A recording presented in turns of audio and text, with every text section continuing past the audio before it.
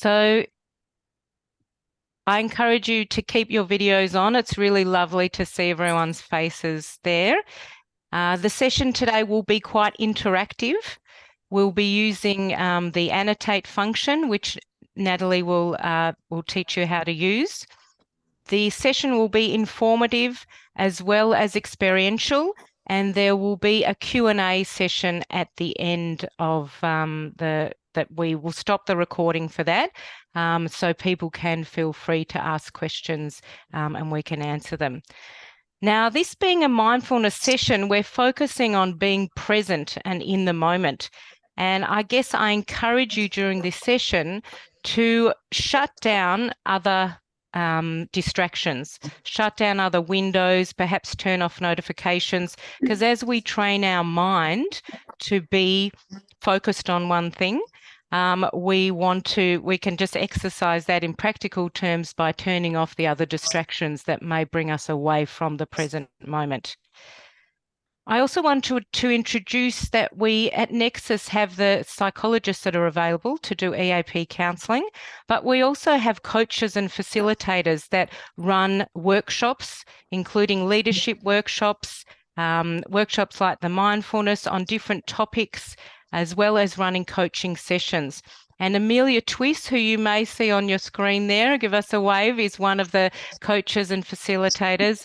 And there's another person called John Villanotis and Natalie, who will be running the session today as one of the coaches and psychologists. She's got a master's in organisational psychology, and she also practices mindfulness in her daily life. So I wanted to welcome her to take a bit of to be talking now.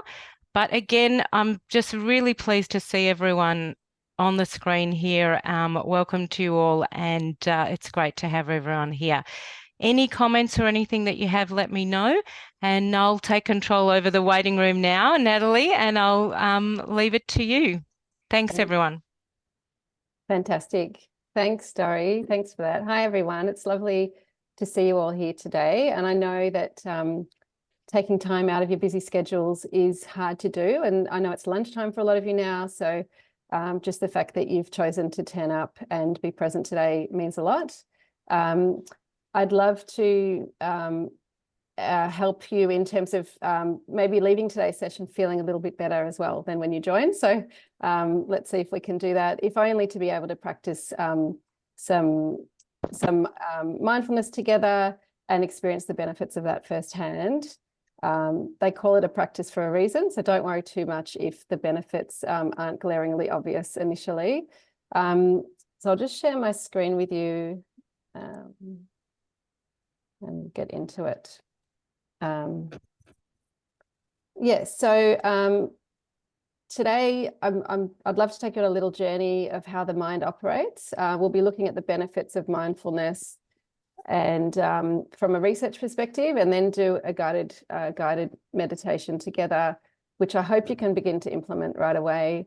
There'll also be a time for a Q&A at the end of the session. So, and we'll turn off the video at that point as well. And, you know, if throughout you've got any questions, feel free to drop them into the chat and they can be incorporated into the Q&A as well. And as Dori mentioned, you know, this is an invitation to close down any browsers on your computer now. Turn off your phone, ideally put it in another room if that's at all possible. I know we're quite attached to these things. Yeah, and let's get started. So take a look at the following slide, and I want you to consider right now which version of you is showing up today. And maybe you've had a hectic morning and there's a lot going on at home or at work. So just take a moment to consider where you'd place yourself on a rating scale, from 0 being I've come into the session feeling quite mindless, as in my mind is full of things, or towards the 10, which is more mindful. And I'll give you a chance to find the annotate button. So I think you've got the 3 vertical dots at the top of your screen. And if you find an option for annotate, you can click that. And then there's a stamp feature that comes up on the left-hand side of the screen and you can choose like a tick or a cross or an arrow. And I just want you to, if you can, just drag, you can kind of click. I'm feeling quite mindful now, so I'm going to put myself there. And yeah, just populate that as best you can. Great.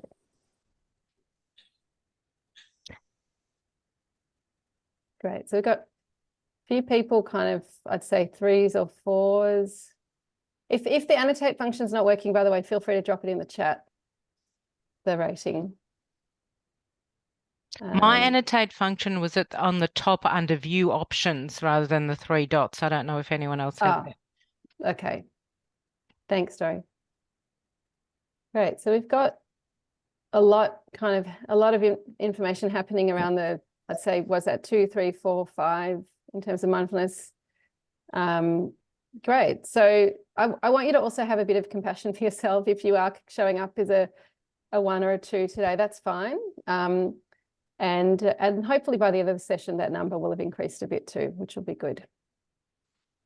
Okay, thank you for doing that. I think I have to delete these and then we can move on to the next one.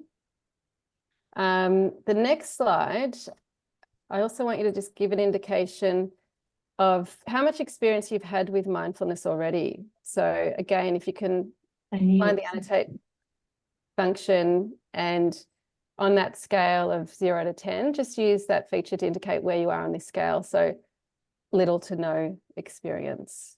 I told myself there. Great. Great. So it seems like a fairly varied kind of mix of people. So some are fairly new, and some obviously have experienced a lot of mindfulness, which is great. It's fantastic to see there a lot of people that haven't done a lot of mindfulness but signing up. I think it's a real indication of people being curious about it from a lot of the organisations. That's right. Yeah. Yeah. There's no time to start but the present. So well done. Great. I'll let you all finish annotating there. Good. And then lastly, Dory and I were really curious about which features you're interested in hearing about today. So if you've come in, you know, because you want to have that experiential practice of mindfulness and really kind of go through that, you'd probably put yourself somewhere in the right-hand quadrant. If you want to just a strong focus on facts in addition to experiential practice, then you probably put yourself in the top right-hand quadrant. If you didn't want much time spent on experiential, then you probably would put it in the left-hand side. Okay, great. Well, I can see that most of you are annotating in that quadrant, so that's good. That seems about on par with the slides I've prepared, so phew. That's amazing. Great. Nat, I see someone looks like they've got their hand up for a question. Diana? Thanks, Amelia. Hi, Diana. Hi. I wasn't to speak. I'm just trying to work out because I'm on my iPad. So, yeah, all good. Very present, mindful, probably a strong focus. Yeah. Good. Oh, yeah, I think that, thanks, Dana. I think the iPad features might be slightly different. I haven't really got much experience with Zoom on iPad, but yeah, at least the raising hand function is working. That's good. You can stop us anytime. Thank you. All right, I'll just... Great. So it looks like, yes, for the majority of us, we're wanting to have some experiential focus as well as a bit of an understanding of what mindfulness is and the facts around it. So let's start with a definition then. I'll just delete those. So mindfulness is, as you can see there, about paying attention to the present moment with awareness and without emotional reactivity. And the definitions out there on mindfulness vary a little, but they generally agree on the following. So when you're practicing mindfulness, you're doing it with an attitude of openness, curiosity. You're being non-judgmental about both yourself and others, and intentional. And research shows that mindfulness is one of the most effective stress reduction tools that you can use on your own. And it has been helping people for centuries. And it's a form of meditation, but you don't need to be religious or spiritual to practice it and benefit from it. So I think that's an important point. And what we know about modern day living and the supercharged lives that we live is we often can easily feel quite overwhelmed with difficult emotions. And mindfulness is a proven technique that helps you to be more present, calm, clear, and focused in both your personal and professional lives, and in helping to reduce stress and increase happiness and just overall capability. So at its core, it's about paying attention to the present moment with openness, curiosity, and a willingness to be in that experience. Okay. And why is mindfulness important at work? So what does the science tell us? Thinking about something else while performing any task has been shown to reduce levels of happiness. So there was some psychologists in 2010, and this is just one example in the literature, followed the lives of over 2,000 people via an app and found that on average, the participants in the study were caught up in thinking about other things other than the task at hand, almost 47% of the time. And in those moments, they reported lower levels of happiness than when they were focused on the task. So clearly, being able to bring your mind back to the present moment. I can have mindfulness online session. So I'm just going to do it while I'm having lunch, but yeah. Sorry, I think I heard someone speaking then. Does anyone want to add a comment or? There's always someone who might be it's not me. So just to use an everyday example, let's say you don't like washing the dishes, and to be honest, most of us don't really enjoy it. But if you do it with presence and awareness and giving it your full attention, when you notice your mind wandering into unpleasant thoughts, you could bring it back to the feel of the water on your hands, the smell of the soap, the sight of the bubbles. When people do this, they tend to report greater levels of happiness. And what's more is that studies into multitasking have found that when you're forced to multitask through disruptions, like someone coming up to speak to you or a phone call or a text, this can really put you off the task, and it makes it harder to get back on task. So mindfulness is also a tool to assist with calming the nervous system amidst the chaos of life and getting you back to the task at hand more efficiently. And with mindfulness, stress reactivity is reduced. So this leads to decision-making improvement.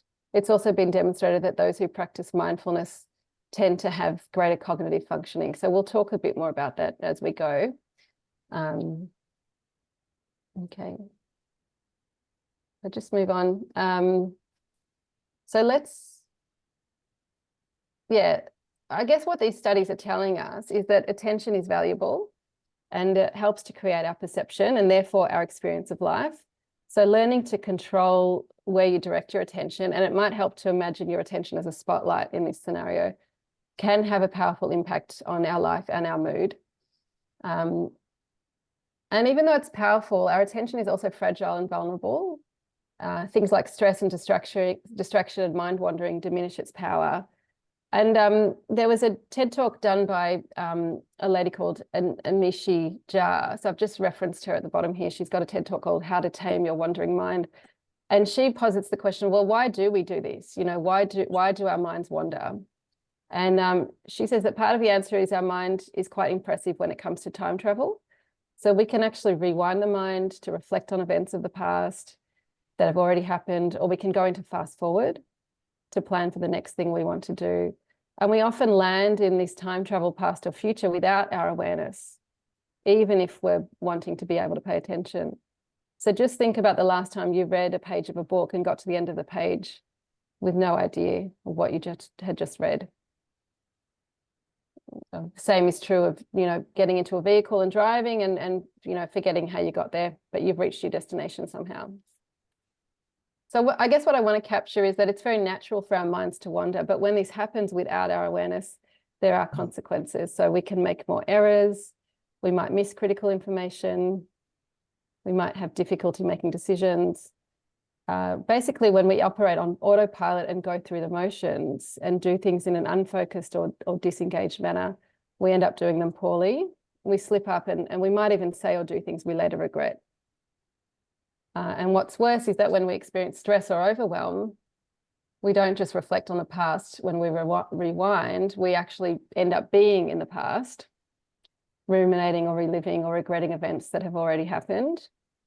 Or under stress, we fast forward the mind, and not just to productively plan, but we end up catastrophizing or worrying about events that haven't happened. And to be honest, they may never happen. So that's a bit more about what happens when we engage in those too often.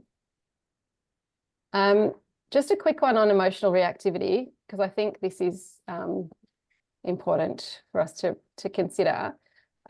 When we experience strong emotions, survival mechanisms start operating that limit the effectiveness of our thinking brain, the prefrontal cortex. And I've indicated that here, an image of the brain. It's not a very good one, but you can see that the prefrontal cortex is in green there. It's at the front of the brain. Help me. So this is why when we're frustrated or annoyed or fearful, we don't always think clearly and can later regret our responses. So the term amygdala hijack comes from this experience. I don't know if any of you have heard of that term before. And you may have experienced something like this. Perhaps you've written an email to someone that you later regretted, or you had a verbal shouting match with someone and thought of all the better things to say 30 minutes later when the feeling subsided. So mindfulness offers us a simple technique that can help us to re-engage the thinking brain and respond effectively to strong emotions. So you can think of it as creating the space. As the name suggests, this involves creating a so-called space between the event that triggered the emotion and the response that you make to it. And sometimes when the emotion is quite strong and you can feel it physiologically, for example, your heart rate might be sped up. The first step in creating that space is to change your physiology. And then, you know, maybe that's through controlled breathing, or some of the guided meditation that we'll do together today is an example of that. And then the next step is to re-engage that thinking brain, the prefrontal cortex. So before we get into the practical component, I guess the key takeaways are that mind wandering is happening a lot. And it's often happening without our awareness. And under stress, it's even worse. And in our modern lives, there's more pressure than ever on us to be available and switched on 24/7. And this leads to increased levels of stress and a sense that there's not enough downtime. So is there anything we can do about it? And from the research, it's quite clear that the opposite of a stressed mind is a mindful one. So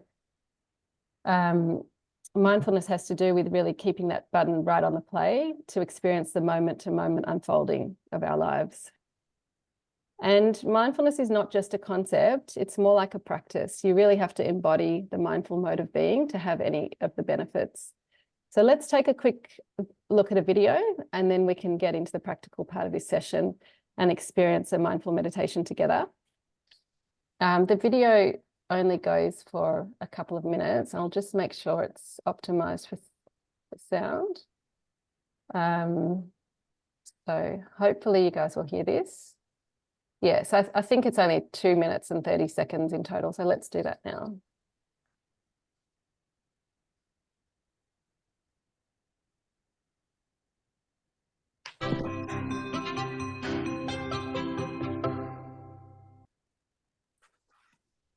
You may have heard this word mindfulness. It's become something of a buzz phrase of late. I'm going to give you one simple, serviceable definition, which is this.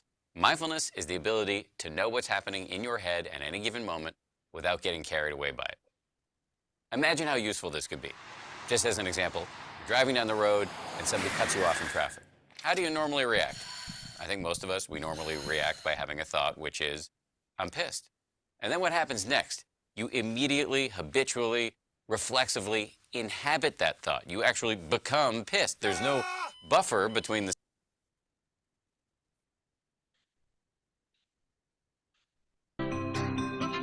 Oh, sorry, hold on. Let's go back to where we were.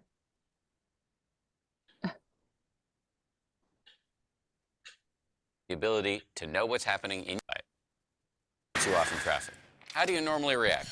I think most of us, we normally react by having a thought, which is, I'm pissed. And then what happens next? You immediately, habitually, reflexively inhabit that thought. You actually become pissed. There's no buffer between the stimulus and your reaction. With just a little bit of mindfulness, in that same situation, you might notice my chest is buzzing, my ears are turning red, I'm having a starburst of self-righteous thoughts, I'm getting angry. But you don't necessarily have to act on it and chase that person down the road, screaming at them with your kids in the back of the car thinking you've gone nuts. Now, you might be thinking, don't I need to get angry sometimes? Aren't I justified? I would say yes, but probably not as much as you think. The proposition here is not that you should be rendered by mindfulness into some lifeless, non-judgmental blob. The proposition is that you should learn how to respond wisely to things that happen to you, rather than just reacting blindly. And that, my friends, is a superpower. How do you get it? The way to get it is through meditation. I believe that meditation and mindfulness are the next big public health revolution. In the 1940s, if you told somebody you were going running, they would have said, who's chasing you? But then what happened next? The scientists swooped in, they showed that physical exercise is really good for you, and now all of us do it, and if we don't, we feel guilty about it. And that's where I think we're headed with mindfulness and meditation. It's going to join the pantheon of no-brainers like brushing your teeth, eating well, and taking the meds your doctor prescribed for you. Let me just close by saying, mindfulness is not going to solve all of your problems.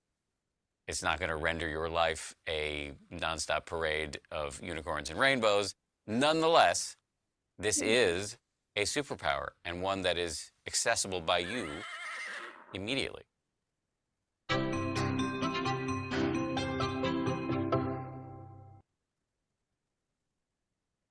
Right, I hope you enjoyed that video. I know I certainly did, the part about the rainbows and unicorns. So yeah, it's not suggesting it's a silver bullet that's going to help solve everything, but I think embodying that practice a little bit more is important. So we'll go into a little bit of a guided meditation now. And the foundation of mindfulness, as we've said, is learning how to maintain a present moment focus on a particular object. So that could be your breath. Typically, mindfulness meditations, when they happen, they often involve the breath because that's just very accessible, and you take your breath everywhere you go, really. It could be a body sensation, it could be sounds, and really just to notice when you're thinking about something else and being able to bring your attention back to the here and now without giving yourself a hard time about being distracted. So that's what, in this basic attention task, we will go through now. So we're going to follow our breath in and out, and I'll shortly guide you through that. You might want to find where you notice it the most. So it could be the tip of the nose or the abdomen. When you lose attention, and you will lose attention, simply note it and return to the breath. And the idea is that you stay kind and non-judgmental. Everyone loses focus. And noticing that you've lost focus is the practice. Okay. So I wonder if we all should just go on mute just while we're doing the meditation. And that video reminded me that in schools now they're actually even having kids doing mindfulness. A lot of kids are talking about it when they come home to their parents. So things are changing. yes. Thanks, Natalie. Yes, they definitely are. Thanks, Dory. Great. Yeah, so if you can go on mute, that would be great. And I invite you now to just focus on settling into your seat and making sure your feet are comfortable. Having settled and brought our attention to the seat and the feet, you'll likely find that this has already begun to quiet some of the thoughts that typically race through our minds on an ongoing basis. So now that we're a little more grounded, we're going to do some basic attention practice, some basic mindfulness meditation. Again, make sure you're sitting in a pose that's upright but not terribly stiff. with your feet on the ground.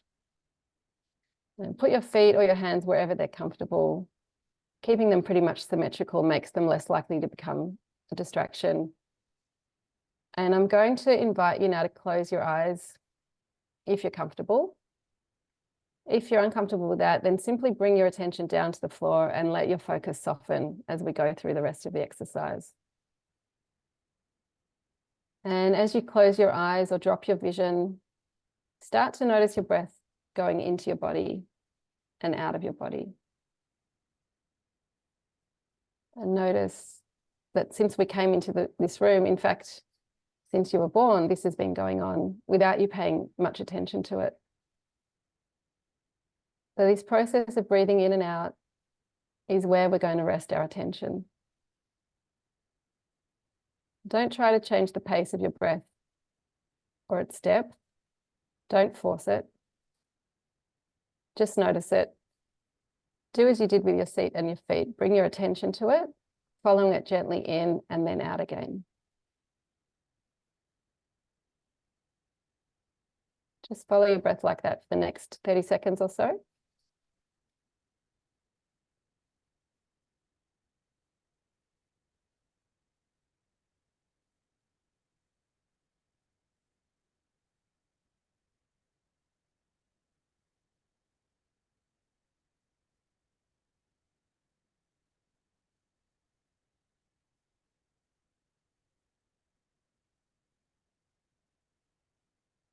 And what you're going to notice after 1 or 2 breaths is that you've lost attention to the breath and your mind has wandered somewhere else. And that's okay. That's absolutely normal. The practice is not to be 100% focused on the breath, but rather to notice any time you've lost focus upon the breath. So when you lose attention to the breath, just notice it and say silently, I've lost attention, and then gently lead your attention back to the breath. You're not judging yourself. You're not a failure. In fact, noticing that you've lost attention is the point of this practice. You will do so lots and lots of times when you practice, and all you need to do is simply return your attention to the breath. Always kindly and gently. So for the next 2 minutes, we'll continue this simple practice.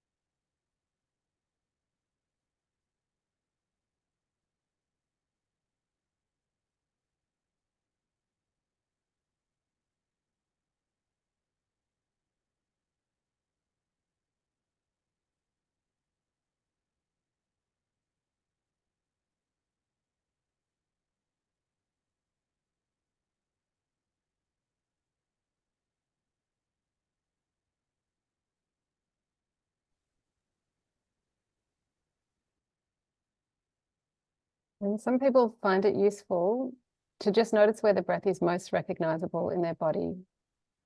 Some might notice the cold breath at the tip of their noses, cold as it goes in, warmer as it comes out.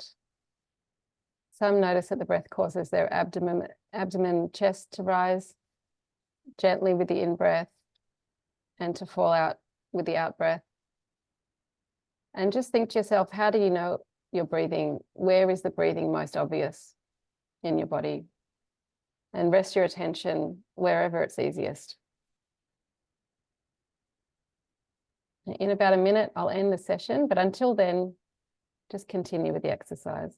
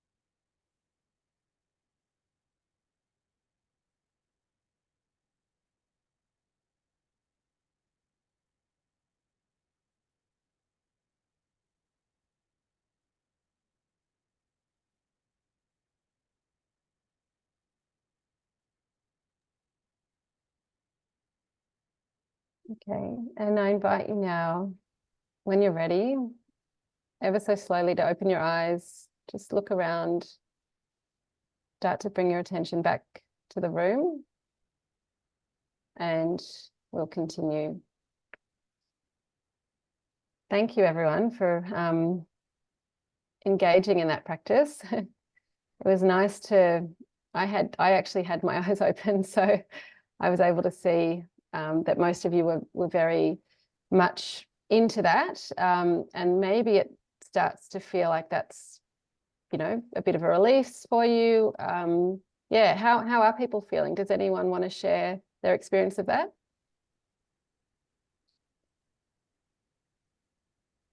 Feel so relaxed afterwards. Sometimes it's the inclination to speak up is the fact that people aren't speaking, sorry, says it all. Yeah, that's right.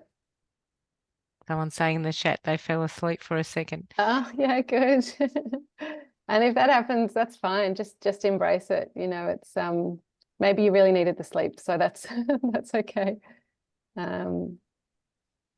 Very calm, a lot calmer and quieter. Great. Yeah. And you can see that we really only practiced that for what, 2, 3, 4 minutes. So it wasn't a long one, but enough to kind of help you kind of recenter and refocus. But we should congratulate people even for doing that 3 or 4 minutes. It's not easy. It's simple, this practice, but definitely not easy.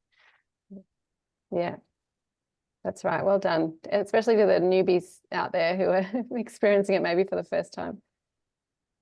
Yeah, hard to tune out and equally hard to tune in. Yeah. Yeah, and I think part of it is just cultivating that time and that space and saying, okay, I am going to be mindful. And you know, we'll talk about moving forward how you can begin to weave this into your own life as well. Yeah, so just to reiterate as well that practice, exactly. Attention to the breath is all about training our ability to maintain our attention. We're training ourselves to build the capability of being able to really place our attention where we want it. So considering that spotlight again, and being able to keep it there. And the key to this practice is learning to notice when we lose that attention, in this case, our breath, and noticing that is fine. And it might never be perfect for you. And in a moment, we'll also talk about some other techniques that you could use if focusing on the breath doesn't feel like the right, or that comfortable for you. So the value exactly comes from the art of practicing. Even as your meditation practice advances, you might sometimes lose attention. In fact, you might always lose attention to the breath to some extent or another. So one day you might sit there and feel like, oh yeah, there's not many thoughts coming. I'm being pretty mindful. The next day you might sit there and, your mind is like a drunken monkey swinging from tree to tree and, relentless in the thoughts that it's coming up with. So that's totally fine. Just notice what's happening in the given moment, and, and really that's the aim of this practice. Whether we, focusing on what we need to pay attention to without, whether we like it or not, whether it's good or bad, we're not judging it. Okay, I'll just move on to the next slide. So, yeah, I think this technique that I'm about to share is a pretty simple one, and it's really just a reminder that we can cultivate mindfulness in any moment in our day. And as Dory said, being mindful isn't hard. It's remembering to be mindful that is hard. So the following is an effective yet surprisingly simple exercise that you can use at any time in your day to help you stop. So it's the acronym STOP. I'll take you through what that stands for. Oops. The S, as you can see on the screen, stands for stop. So stop what you're doing, slow down. The T stands for take a step back from the situation, have a mindful break, take some deep, slow breaths. And, you could be doing this in the midst of a meeting as well. You could be doing it, conversing with your partner in the evening. It really, you can bring it into any situation. It's just the remembering that's important. The O is for observe. So once you've had a moment to get a bit of distance and take some deep breaths, you can then observe what's actually going on inside you and outside of you as well. What can you hear, feel, see, touch, taste?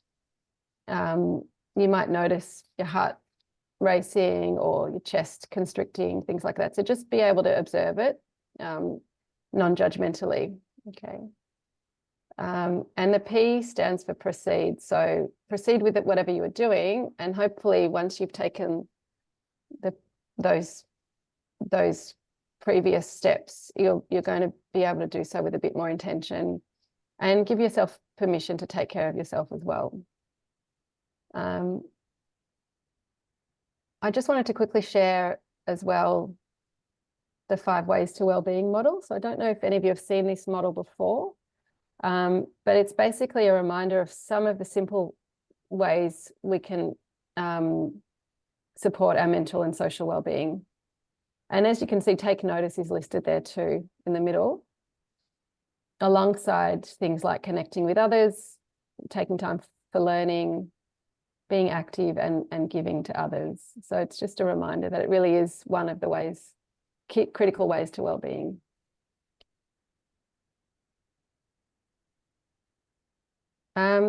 So how do we cultivate more mindfulness in our lives? We've talked about practice, practice. Yeah, the key to any change is consistency. So start small, be reasonable about the goals that you're setting. Begin with whatever you consider a reasonable goal, and make a commitment for some period of time. It might be as simple as vowing, to stop every day and do the stop technique, for instance. Or, in a moment I'll share some mindfulness apps. You might want to download an app and just commit to 5 minutes a day. So whatever your initial goal, commit to that for a month and congratulate yourself when you make it. And then gradually increase your practice time until you're doing maybe 15 minutes a day, 5 days a week, or whatever it is that you feel is a workable goal. Another way to become mindful is, to focus on something that's tied to your sensory experience. So noticing the environment, noticing as much as you can about the 5 senses. What can you see, hear, taste, touch, and smell. I think that's a critical one. Mindful walking is another one. So the next time you go out for a walk, see if you can notice some sensations of walking, your feet on the ground, the feeling of the wind on your skin, the sounds in the air, and body scan. So noticing your body, taking the time to connect with your body, noticing where your legs and arms are and the position of your spine, inwardly scanning your body from head to toe, noticing the sensations in things like your head, your chest, your arms, your legs. And you might find some of these activities easier than the mindful breathing. So go with whatever exercise works best for you. And yeah, finding a mindfulness community, whether virtual or in person, is another way to practice. What's most important is that you make sure you really support yourself in creating that habit of practice. And I know at Nexus, we do have a mindfulness practice that we implement before everyone starts work. And Dory, how long ago did that start up? It's actually Moira who's joined the call who started that. I think Moira, was it 2 months ago, maybe something like that. And we do also have the psychologists who focus on mindfulness. And actually we have on our website some audio meditation sessions that can be just tuned into. But Moira, was it 2 months ago? Yeah, I think so. And it's proved to be highly effective. It's only a very short meditation, but we find that's enough to keep everyone relaxed. We've tinkered with the sorts of videos that resonate with people the most, because it's different folks, different strokes. And we've actually identified one meditation that people really enjoy and gravitate to. And it actually sets the tone for the whole day, which is wonderful. And it's very easy to do online. Thanks. Right. Yeah, fantastic. And it's so good to have that. And that's a call to, to people on the call today, is that it's quite simple to implement, and you've got resources available pretty much at your disposal. So that was the next slide I was going to share, was really where to from here. And there's some great apps and resources. I don't know if anyone's had any familiarity with these already. I know that when I started using Insight Timer, it's just it was like real mind-opening experience. So I think there's over 100,000 free guided meditations there, and you can filter it according to whether you want a male voice or a female voice, whether you want, music in the background or no music in the background, and you can filter it according to topic. So there's stress, there's sleep support, there's anxiety, there's burnout, a whole range of different things. So I encourage you to take a look there. I think all of these are free. They might have a paid subscription version as well, but generally you can pretty much benefit them from them from the get-go without any necessity for paid subscription. And Moira's just put the one that we use at Nexus. It's only a 5-minute one in the chat there. I think we're getting close to time. I just wanted to let you know, Natalie, I want that people do have the opportunity to log off if they want to, but I think there was one more slide there. Yes. Yeah, thanks. Sorry. So the last one is just how can you connect with us further? And just to let you know that at Nexus, we can support you with different topics and on workshops or webinars that you'd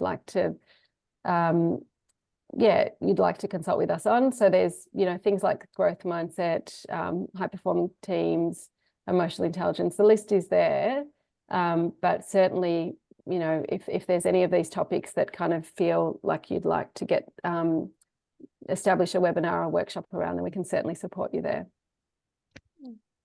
Right. All right. I'm going to stop the recording now. And just maybe we'll go back onto the gallery mode. Yeah.